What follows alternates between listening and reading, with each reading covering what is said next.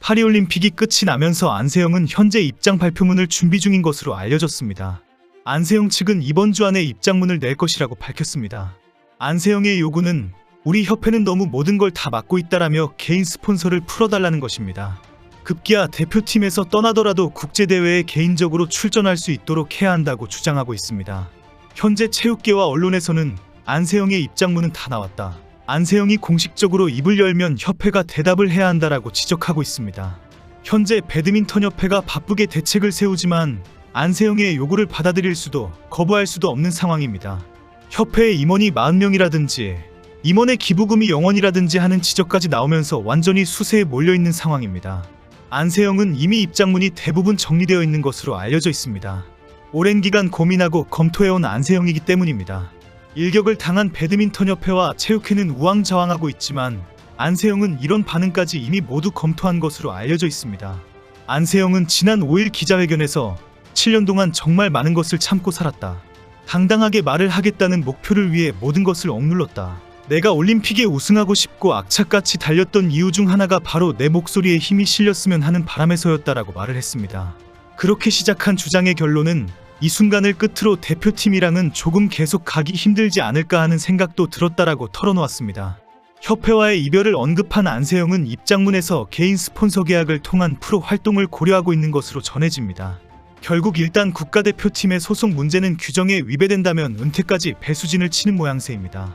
안세영이 발표하게 될 입장문에 국가대표 은퇴와 개인 자격으로 국제대회 출전을 요구하게 될 것이 확실하기 때문입니다. 안세영은 협회의 강제 규정을 따르지 않고 개인적으로 스폰서 계약을 하기를 강력하게 요구하고 있습니다. 만약에 이것이 이루어지지 않는다면 대표팀을 은퇴해서 프로 선수로 미래를 도모하겠다는 입장을 명확히 하고 있습니다. 현재 협회는 안세영이 비국가대표 자격으로 다음 올림픽에 출전하는 일이 거론된 것에 큰 충격을 받고 있습니다. 개인적으로 후원 계약을 할 수 있게 해달라는 요구는 다른 선수들에게 피해가 간다라며 분명한 반대를 밝힌 협회입니다. 하지만 현재 배드민턴협회는 안세영의 입장문 내용과 그 이후 행동이 본격화될 경우 대응책이 없는 상황입니다. 안세영이 대표팀에서 빠져나가면 협회는 안세영 덕분에 엄청나게 늘어난 후원금과 광고 협찬금이 확 줄어들 것으로 우려하고 있습니다. 안세영이 역대급 성적을 올리고 대중들에게 본격적으로 이름을 알리기 시작한 지난해부터 협회의 각종 수익금은 크게 늘어났습니다. 2019년부터 2022년까지 2에서 3억 원 수준에 그쳤던 광고 협찬금은 지난해 약 20억 원으로 폭등했습니다. 대회 유치금도 역대 최대치였던 10억 원에서 지난해 21억 원으로 2배 넘게 늘었습니다. 평소 2억 원 안팎 수준이던 사업 수입도 지난해 5억 원으로 뛰어 올랐습니다. 세부 수익 증액으로 협회의 전체 수익은 2022년 131억 원에서 2023년 205억으로 2배 가까이 늘었습니다. 모든 것이 안세영의 공로로 인정하지는 못하더라도 시기적으로 안세영의 성적과 인기와 비례해서 협회의 수익금이 대폭 늘어난 것은 확실합니다. 안세영은 2023년 열린 항저우 아시안게임, 2023년 코펜하겐 세계 선수권 대회에서 금메달을 목에 걸며 세계 정상에 올랐습니다. 2023년 협회는 KB금융지주, S-오일, 요넥스코리아, 플렉스 등 다수 기업의 광고를 유치했습니다. 결국 배드민턴의 인기가 높아지면서 유청소년 리그를 새롭게 만들 수 있었고 승강제도 자리를 잡을 정도로 선수 저변이 늘어났기 때문입니다. 이런 인기로 협회는 각종 대회를 개최하였고 각종 협찬금과 광고비, 유치금 수익을 얻을 수가 있었습니다. 사실상 국가 재정이나 마찬가지인 국민체육진흥기금도 지난 3년간 3배 가까이 늘어났습니다. 연간 30억 원 안팎이던 기금은 2022년 77억 원으로 늘더니 작년에는 88억 원으로 더 증가했습니다.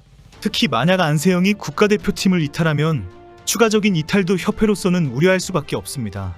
협회에 따르면 국가대표 선발 규정에는 은퇴한 국가대표 선수의 국제대회 출전 허용 규정으로 국가대표 활동기간을 횟수로 5년 이상인 선수를 대상으로 하며 그 연령은 여자 만 27세, 남자 만 28세 이상으로 한다라고 규정하고 있습니다.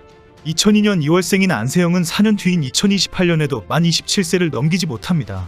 안세영이 국가대표팀을 나오더라도 국제대회에 참가하는 것을 막으면 안 된다고 주장하지만 현행 규정으로는 불가능합니다.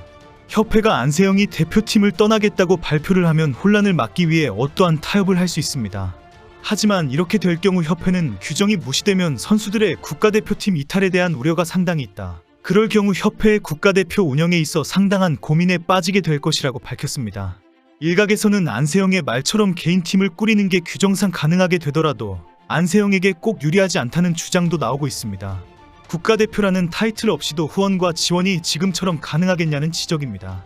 이럴 때 안세영의 자비 부담이 상당히 커질 수 있다는 것입니다. 하지만 안세영이 국제대회를 자신이 선별해서 참가할 수 있고 적절한 훈련과 참가로 도리어 실력과 수익이 더욱 더 상승할 것이라는 주장도 있습니다. 11일 안세영은 배드민턴으로도 경제적인 보상을 충분히 누리게 해달라며 협회의 개인 스폰서 제한 규정을 지적했습니다. 현재 협회 규정에는 국가대표 자격으로 훈련 및 대회 참가 시 협회가 지정한 용품을 사용하고 협회 요청 시 홍보에 적극적으로 협조한다라고 되어 있습니다. 하지만 이미 협회는 지난번 입장문에서 안세영이 기존 후원사 신발 대신 다른 신발을 신겠다는 등 불만들 제기했다면서 그에게 특혜를 줄 수 없다고 단정적으로 발표했습니다. 그러면서 지원이 소홀했다고 생각하지 않는다. 눈높이가 다른 것 같다. 손흥민, 김연아에 맞춰진 눈높이가 기준이면 부족하다고 생각할 수밖에 없지 않겠느냐고 발언에 여론의 문매를 맞았습니다. 결국 배드민턴협회와 체육회가 선수들에게 군림하면서 요구사항과 불만을 강압적으로 눌러왔기 때문에 이번 사태가 발생했습니다. 안세영의 기자회견으로 시작된 이번 사태는 엄청난 변화를 가지고 올 것이 확실합니다. 정부가 직접 대대적으로 체육계의 변화를 주도하고 있기 때문입니다. 문체부는 파리올림픽이 공식 폐막함과 동시에 배드민턴협회를 대상으로 진상조사에 들어갔습니다. 안세영이 주장한 대로 부상 관리에 미흡한 점이 있었는지, 또 그동안 협회가 보조금을 선수 지원에 잘 사용해왔는지 등을 두루 살필 계획입니다. 결국 조사 결과에서 대한배드민턴협회에 문제가 드러나면 지원금 삭감 등 강도 높은 징계를 받을 수 있습니다. 문체부는 안세영의 주장이 맞다 틀리다는 진위보다는 지적된 제도에 문제가 없는지와 개선안을 새로 제안이 가능한지에 초점을 맞추겠다는 입장입니다. 현재 조사단은 단장 이정우 체육국장의 문체부 직원들과 산하기관인 스포츠윤리센터 조사관 등 10여 명으로 구성되어 있습니다. 이정우 국장은 안세영뿐 아니라 선수라면 누구나 하고 싶은 말을 할 수 있어야 한다. 선수 목소리에 귀를 기울여야 하는 것이 체육단체가 지녀야 할 당연한 자세이다라고 강조했습니다. 협회도 자체 진상조사위를 꾸려 선수와 코치진을 차례로 면담한다고 밝힌 상황입니다. 지난 10페이지의 입장문에 이어서 더 구체적인 정황 증거를 정리할 것으로 알려졌습니다. 하지만 안세영이 지적한 일부 문제는 새로운 대책을 발표하면서 수습에도 힘쓰고 있습니다. 일단 협회는 신인 선수의 계약금과 연봉 상한율을 지나치게 제한한다는 문제에 관해선 규정 완화를 추진 중인 것으로 알려졌습니다. 진작 선수들을 존중하면서 끊임없이 대화하고 합의해 나갔다면 이번 사태는 발생하지 않았을 것입니다. 체육회 임원이네 하면서 코리아팀 단복이나 맞춰 입고 파리까지 가서 추태를 부리던 어르신들만 차고 넘치는 단체가 너무 많습니다. 이야기를 들어주고 조율해줄 수 있는 어른이 단 한 명이라도 있었다면 이라고 아쉬워하는 안세영의 고백이 가슴 아플 정도입니다.